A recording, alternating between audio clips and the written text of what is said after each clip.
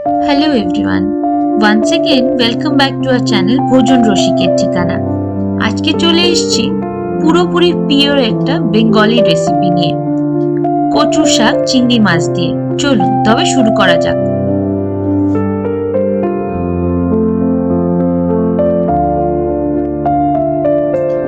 রেসিপিটার জন্য কি কি লাগছে একবার দেখে নেওয়া যাক। কচু শাক, চিনি, হলুদ, চিংড়ি মাছ, কাঁচা লঙ্কা, কালো জিরে এবং নুন। আমরা প্রেসার কুকারের মধ্যে ভালো করে কেটে এবং বেছে কচু শাকগুলি দিয়ে দেব সামান্য একটু নুন দিয়ে সেদ্ধ হতে।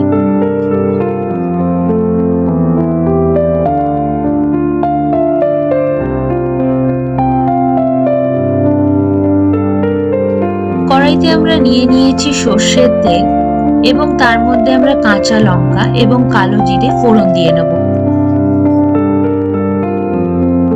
এবার আমরা তেলের মধ্যে দিয়ে দিচ্ছি সেদ্ধ করা কচু শাকটা। কচু শাকের মধ্যে যেহেতু অনেক পরিমাণে জল থাকে, সেই জন্য আমরা এটাকে পরিমাণ মতন জলটা শুকিয়ে দেবো আঁচটা একটু বাড়িয়ে রেখে। সামান্য একটু জলটা কমে আসলে আমরা এর মধ্যে এবার স্বাদ মতো নুন এবং চিংড়ি মাছটা দিয়ে দেব।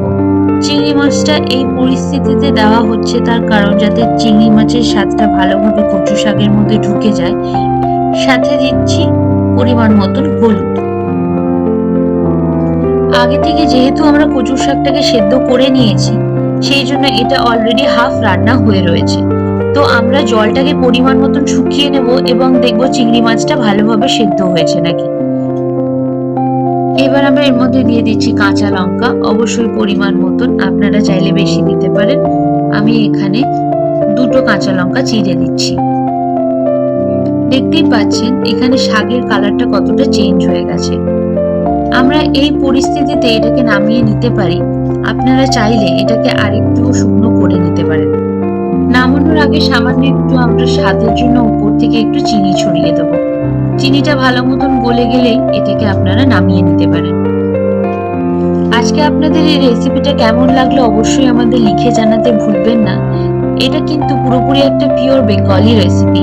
আপনারা অবশ্যই ট্রাই করুন এবং আমাদেরকে জানান। Please like, share and subscribe to our YouTube channel ভোজন রসিকের ঠিকানা for such kind of videos. Thank you.